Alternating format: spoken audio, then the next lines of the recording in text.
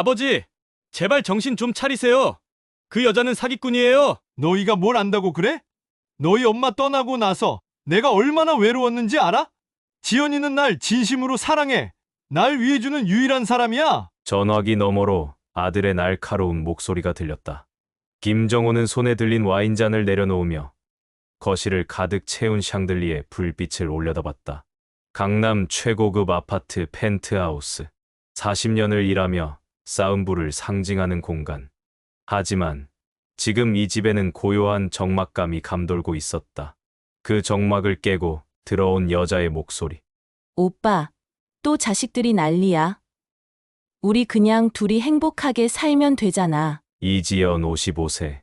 세련된 화장. 고급스러운 몸매.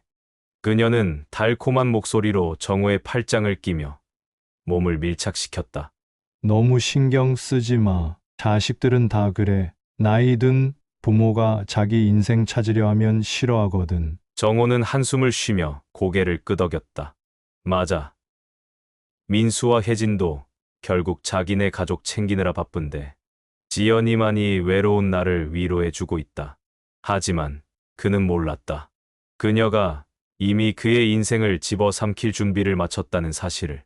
정호가 이지연을 만난 건 한 달 전 강남 테니스 모임에서였다. 지인의 소개로 처음 본 그녀는 눈부신 미소를 띠며 다가왔다. 어머, 김 대표님. 혹시 기억하세요? 20년 전에 인터뷰한 적이 있는데. 나랑 네. 아, 제가 방송 쪽에 있었거든요. 예전에 경제 프로그램 진행했었어요. 그녀는 자연스럽게 대화를 이끌며 정호에게 빠르게 친숙함을 쌓아갔다. 그리고 며칠 후 그녀가 먼저 문자를 보냈다. 대표님, 오늘 테니스 너무 멋졌어요. 따뜻한 차 한 잔 할까요? 그렇게 두 사람은 가까워졌다. 같이 골프를 치고 청담동 레스토랑에서 식사하고 점점 더 깊은 사이가 되었다. 하지만 혜진과 민수는 달랐다. 아버지, 이상하지 않아요? 겨우 한 달 만에 저렇게 친해지는 게? 방송 나왔다고 하면 다 믿으시는 거예요? 아버지 돈 보고 접근한 거잖아요. 정호는 자식들의 반대가 오히려 불쾌했다. 너희 엄마 떠난 지 3년이야. 나도 사람인데 혼자 살 순 없잖아. 민수는 이를 악물고 말했다. 아버지, 저 여자가 원하는 게 뭐겠어요? 돈이죠. 명백하잖아요. 하지만 정호는 여전히 믿고 싶었다. 지연이는 그런 사람이 아니야. 내가 판단할 수 있어. 그 순간 정호의 등 뒤에서 지연이 슬쩍 다가와 손을 잡았다. 오빠, 내가 너무 부담이었나 봐. 나 그냥 사라질까? 그 한마디에 정호는 자식들에게 소리를 질렀다. 더 이상 말하지 마. 내 인생이야. 내 선택이야. 그날 밤 지연은 와인 한 잔을 마시며 정호의 손을 살며시 잡았다. 오빠, 우리 이렇게 좋은데 자식들 반대한다고 신경 쓸 필요 있어. 이제 우리 사이에 확실한 약속이 필요하지 않아. 무슨 약속? 지연은 미소를 지으며 말했다. 오빠, 나 이제 집 계약도 끝나가는데 나랑 같이 살면 안 돼. 그리고 우리 사이가 진짜라는 걸 보여주려면 뭐 작은 선물 하나 정도는 괜찮잖아. 정호는 그녀의 눈빛을 바라보며 흔들렸다. 그는 몰랐다. 그녀의 함정에 이미 완전히 빠져들고 있다는 사실을. 나랑 함께 살아줘요, 오빠. 이지연이 정호의 손을 잡고 애교 섞인 목소리로 말했다. 따뜻한 와인 기운에 취해 있던 정호는 순간 멍해졌다. 같이 산다고? 응, 오빠. 나 이제 더 이상 혼자 살기 싫어. 오빠랑 함께 있고 싶어. 정호는 순간 머뭇거렸다. 결혼한 지 40년을 함께한 아내가 떠난 뒤 이 집에는 오랫동안 혼자였다. 큰 집에서 혼자 밥을 먹고 혼자 TV를 보며 침대의 반쪽이 텅 비어 있는 밤을 보냈다. 하지만 누군가와 다시 함께 산다는 건 또 다른 문제였다. 지연아, 우리 만난 지 이제 겨우 한 달이잖아. 너무 빠른 거 아닐까? 그러자 그녀는 살짝 눈시울을 붉히며 입술을 깨물었다. 오빠, 나한테 확신이 없는 거야? 그게 아니라 난 오빠를 정말 사랑해. 하지만 나한테 확신이 없다면 나도 생각을 좀 해봐야겠네. 그녀는 자리에서 일어나려 했다. 정호는 순간 가슴이 철렁했다. 아니야. 지연아, 그런 뜻이 아니야. 그냥 내가 갑자기 혼란스러워서 그래. 그러자 그녀는 다시 다가와 정호의 손을 꼭 잡았다. 오빠, 나 불안해. 난 한 번도 진짜 사랑을 해본 적이 없거든. 다들 나한테 접근할 때는 뭔가를 바라고 다가왔어. 근데 오빠는 다를 거라고 믿었는데. 오빠도 나를 믿지 못하면 난 어떡해? 정호는 그녀의 눈망울을 보며 한숨을 쉬었다. 알았어. 하지만 우리 조금만 더 천천히 생각해 보자. 그녀는 금세 미소를 지으며 정호에게 안겼다. 역시 오빠가 최고야. 나 너무 행복해. 며칠 후 그녀는 본격적으로 자신이 이 집에 들어와야 한다는 말을 꺼냈다. 오빠, 이 집 너무 넓고 외롭잖아. 나도 여기서 같이 살면 안 돼. 같이 지내는 건 좋지만 내가 이 집을 아내와 함께 30년 넘게 살아서 오빠, 이제 바꿀 때도 됐잖아. 옛날 기억에 얽매여서 언제까지 혼자 살 거야? 그녀는 자연스럽게 집안을 둘러보며 말했다. 인테리어도 조금 손보면 좋겠다. 거실 분위기도 좀 바꿔야 하고, 안방도 침대 새로 드려야겠어. 정호는 당황했다. 인테리어까지. 응, 우리 새롭게 시작하는 의미로. 오빠, 나도 이 집에서 편안하게 지낼 수 있어야지. 그녀는 이미 본인의 계획을 세운 듯했다. 며칠 뒤 인테리어 업체가 집을 방문했다. 대표님, 여기 새로 리모델링 하시는 거죠? 아, 그게 지연아. 이게 꼭 필요한 거야? 오빠, 나한테 확신을 주기로 했잖아. 나 이제 우리 미래를 위해 투자하고 싶어. 결국 정호는 그녀의 요구를 들어주었다. 기존의 따뜻한 원목 가구들이 모두 치워지고 현대적이고 럭셔리한 가구들로 교체되었다. 그가 아내와 함께했던 침대도 새로운 침대로 바뀌었다. 그 순간 그는 알았다. 이 집이 더 이상 자신만의 공간이 아니라는 걸. 인테리어 공사가 끝나고 지연은 또 다른 요구를 하기 시작했다. 오빠, 나도 차가 있었으면 좋겠어. 오빠랑 이동할 때 택시 타고 다니기 불편해. 정호는 순간 당황했다. 내 차가 있잖아. 그거? 너무 낡았어. 오빠랑 어울리려면 나도 좀 좋은 차가 필요하지 않을까? 정호는 고민했다. 하지만 그녀가 입술을 삐죽이며 오빠, 나 서운해라고 말하는 순간 마음이 약해졌다. 그렇게 그녀는 고급 외제차를 손에 넣었다. 그리고 그것은 시작에 불과했다.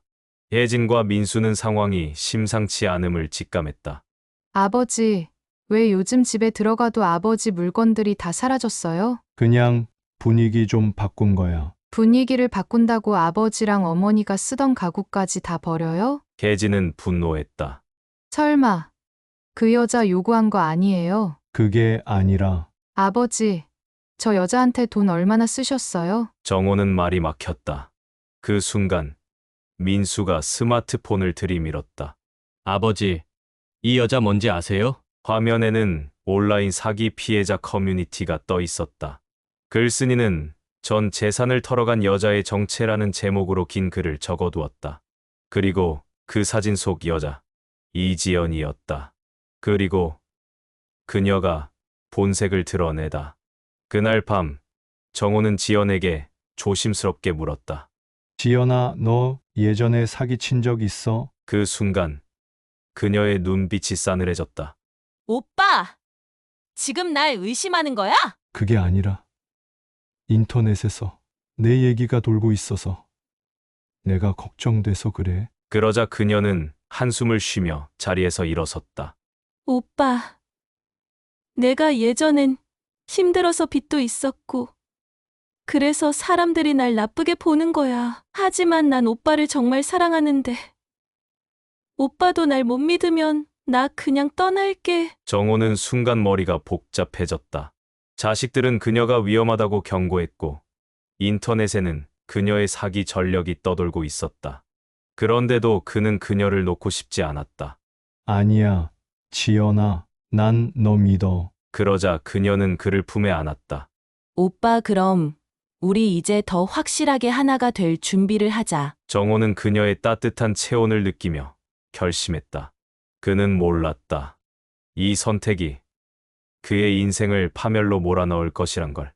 오빠, 내 이름으로 집을 하나 사줘. 정호는 테이블 위에 놓인 와인잔을 바라보며 깊은 생각에 잠겼다. 며칠 전만 해도 이지연과 함께하는 시간이 그에게 행복이었다. 하지만 점점 그녀의 요구가 커지고 있었다. 오빠, 나 이제 진짜 안정된 생활을 하고 싶어. 무슨 말이야? 이제 우리 미래를 위해 확실한 기반이 필요해. 오빠도 나랑 계속 함께 할 거잖아. 정호는 순간 말문이 막혔다.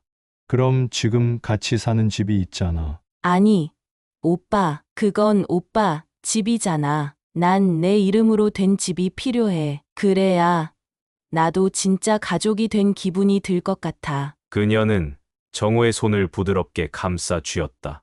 오빠도 나 사랑하잖아. 그렇다면 나한테도 확신을 줘야 하는 거 아니야? 정호는 그녀의 얼굴을 바라봤다. 지난 몇 달 동안 그녀는 자신에게 세상의 모든 애정을 주는 것처럼 행동했다. 하지만 가슴 한쪽에서는 꺼림칙한 느낌이 지워지지 않았다.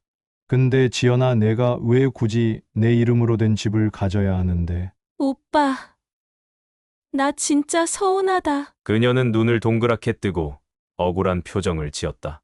그럼 난 뭐야? 그냥 잠깐 있다가 떠날 사람이야? 오빠랑 오래 함께하고 싶으니까 내 이름으로 된 집이 있어야겠다고 한 거잖아. 정호는 망설였다. 근데 집을 내 이름으로 하면 그게 조금. 그때 그녀가 갑자기 눈물을 보였다. 됐어. 나 바보 같았네. 오빠가 날 진짜 사랑하는 줄 알았는데 결국 나도 그냥 스쳐가는 사람이었나 봐. 아니야. 그런 뜻이 아니야. 오빠가 그렇게 생각한다면 나 이제 떠날게. 어차피 난 항상 혼자였어. 그녀는 손으로 눈물을 닦으며 자리에서 일어섰다. 정호의 가슴이 철렁 내려앉았다. 그는 그녀를 잡고 싶었다. 이 나이에 다시 이런 사랑을 할 수 있을까? 그는 이미 그녀에게 빠져 있었다. 알았어. 집 사줄게. 그 순간 그녀의 얼굴에 미소가 번졌다. 하지만 정호는 보지 못했다. 그녀의 눈빛에 스쳐 지나간 싸늘한 감정을. 며칠 후 정호는 변호사 사무실에서 집을 이지연 명의로 등기하는 서류를 준비했다. 혜진과 민수가 소식을 듣고 달려왔다. 아버지, 제발 정신 좀 차리세요. 지금 뭐 하시는 거예요? 그냥 지연이가 안정된 생활을 하고 싶다길래. 아니, 왜 아버지 돈으로 저 여자 이름으로 집을 사요? 혜진은 눈물을 흘리며 소리쳤다.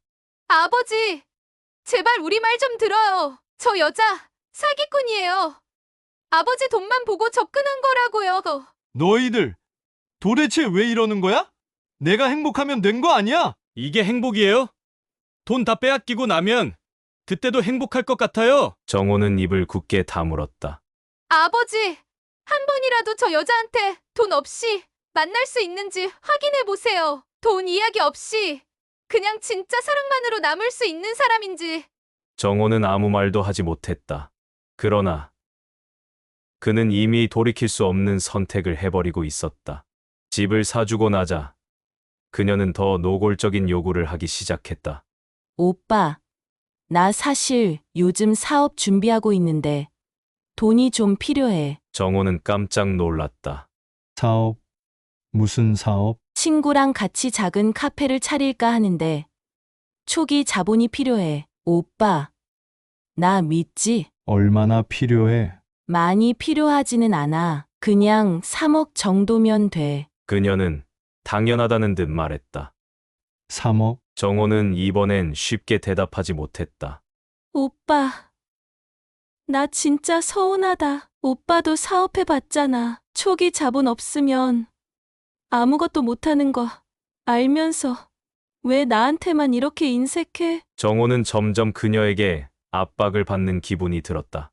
그녀는 작은 요구로 시작해 점점 더 많은 것을 원하고 있었다.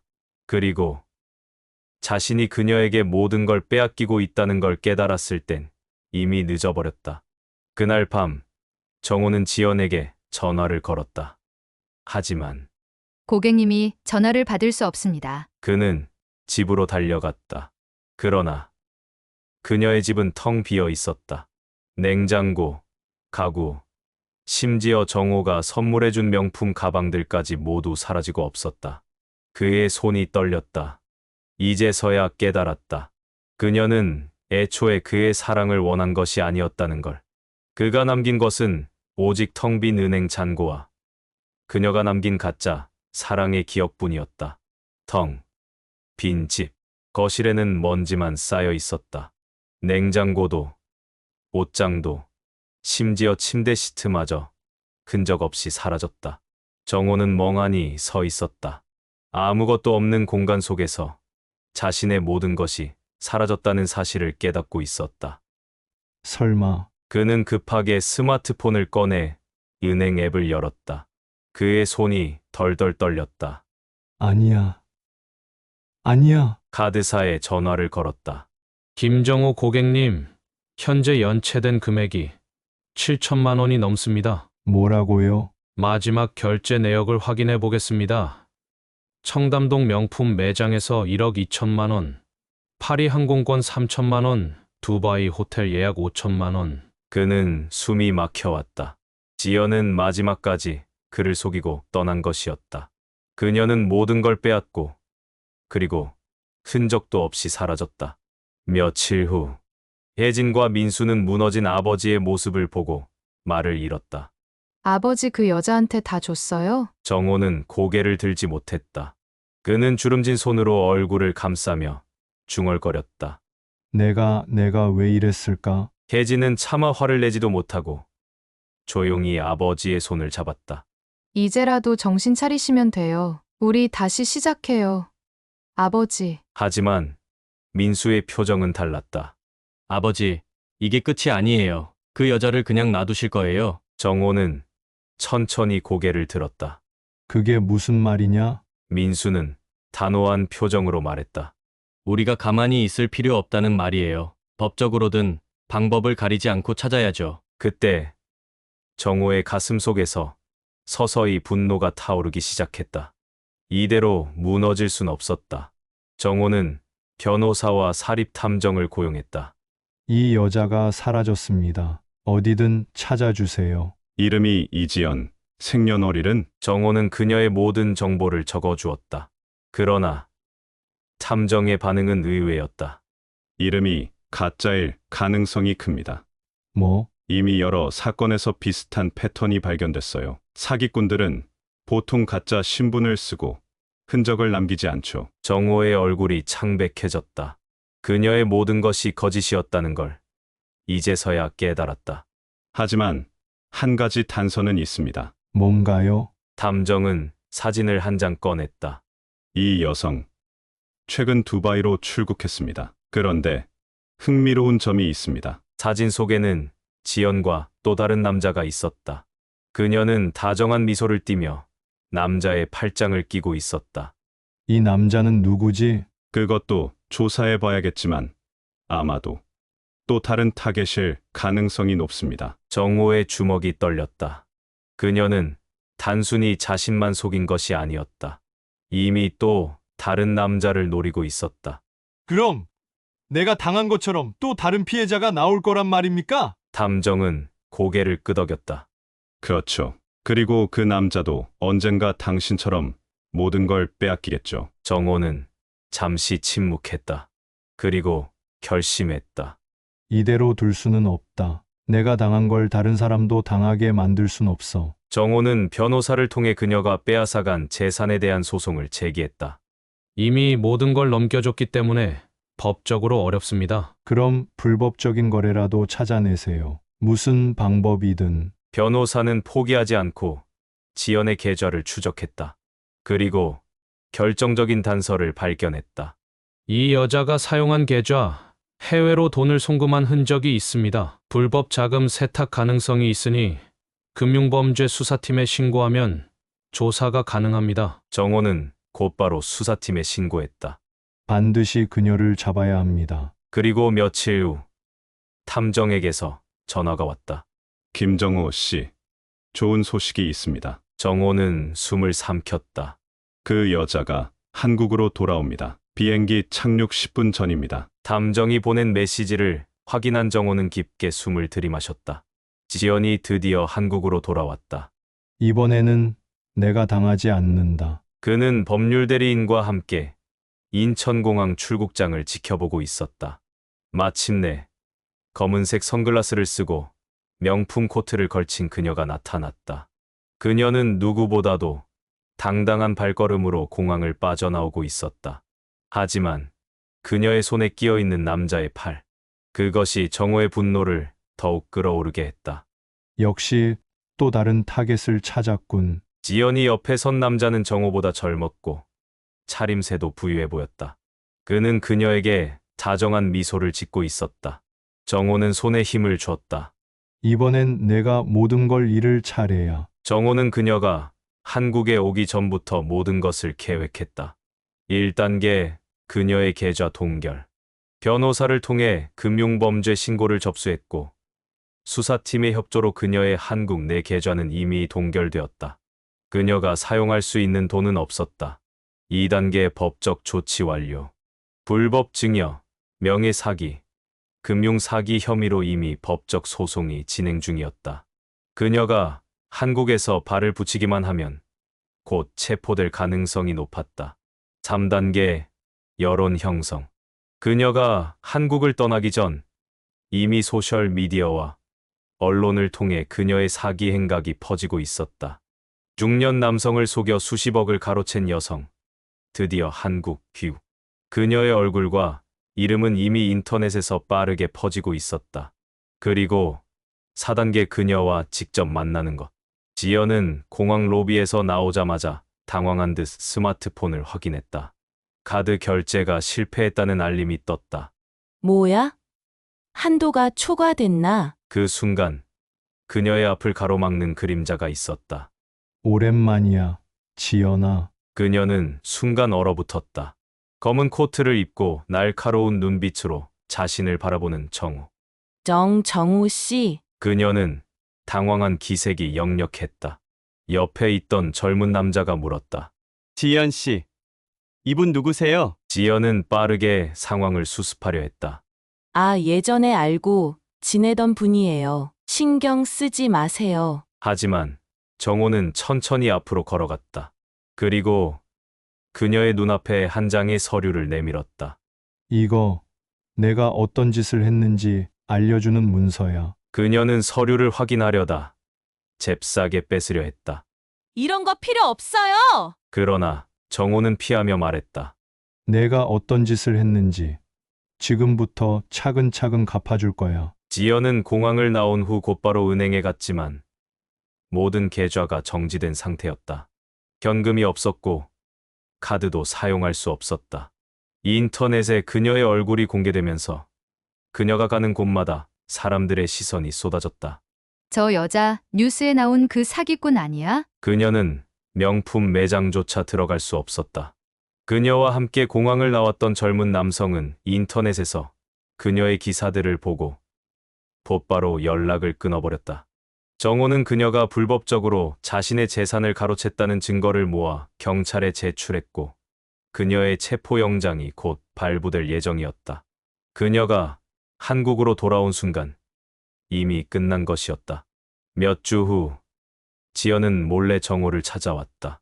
초라한 차림새였다. 정우 씨, 제발 한 번만. 그녀의 얼굴에는 눈물이 가득했다. 난 정말 당신을 사랑했어요. 정호는 조용히 그녀를 바라봤다. 정말 그렇게 생각했냐? 정말이야, 그때는 진심이었어. 그녀는 바닥에 무릎을 꿇고 빌었다. 이제 다 돌려줄게. 다시 시작하면 안 될까? 그러나 정호의 표정은 변하지 않았다. 이제야 깨달았냐? 그는 주머니에서 한 장의 서류를 꺼냈다. 이건 내가 훔쳐간 돈을 돌려받기 위한 소송 서류야. 곧 판결이 날 거야. 그 전에 내가 할 수 있는 선택은 하나야. 그는 차갑게 덧붙였다. 그냥 내가 감옥에서 반성하는 게 가장 나을 거야. 지연의 얼굴이 절망으로 일그러졌다. 그녀는 마지막까지 울부짖었다. 제발, 다시 한 번만 기회를 줘. 그러나 정호는 등을 돌렸다. 넌 이미 모든 걸 잃었어. 지연아. 지연이 체포된 후 정호의 삶은 조용해졌다. 뉴스에서는 그녀의 사기 행각을 연일 보도했다. 수십억대 사기극. 유명 사기꾼 최지연 검거. 부연 중년 남성들만 노렸다. 그녀의 교묘한 수법. 피해자들은 아직도 정신적 충격에서 벗어나지 못해. 정호는 뉴스 화면을 무표정하게 바라봤다. 더 이상 그녀에게 감정이 남아있지 않았다. 지연은 모든 걸 잃었고 곧 법정에서 엄중한 판결을 받을 것이다. 이제 정호도 앞으로 나아갈 준비를 해야 했다. 정호는 그동안 피폐해진 자신의 삶을 돌아봤다. 이제는 다시 자신을 돌볼 시간이었다. 그는 헬스장에 등록했다.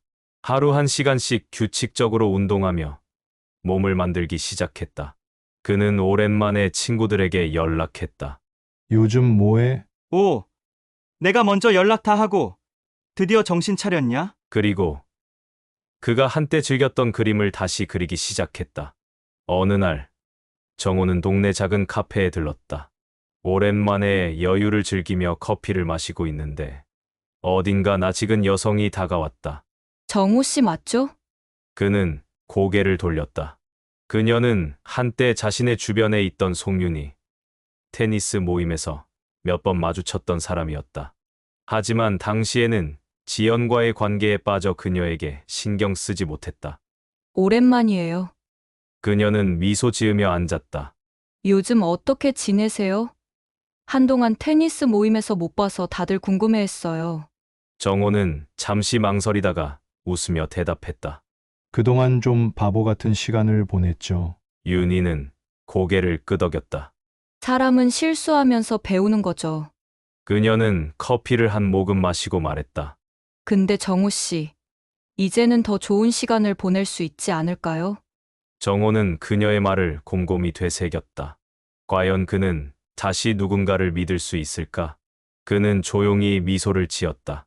그럴지도 모르겠네요. 우리는 인생에서 실수한다. 때론 사랑에 눈이 멀고, 때론 잘못된 선택을 하기도 한다. 정호 역시 그랬다. 그는 외로움을 견디지 못해 잘못된 사람을 믿었고, 모든 것을 빼앗길 뻔했다. 하지만 중요한 것은 그가 다시 일어섰다는 것. 삶은 실수와 배움의 연속이다. 중요한 것은 다시 일어나 앞으로 나아가는 것. 정호는 이제 새로운 삶을 시작한다. 그는 실수했지만 그것이 끝이 아니었다. 우리도 마찬가지다. 언제든 다시 시작할 수 있다. 여러분도 이 이야기를 통해 무엇을 배웠나요? 여러분의 의견을 댓글로 남겨주세요. 그리고 앞으로도 더 많은 이야기를 듣고 싶다면 구독과 좋아요, 알림 설정 부탁드립니다. 감사합니다.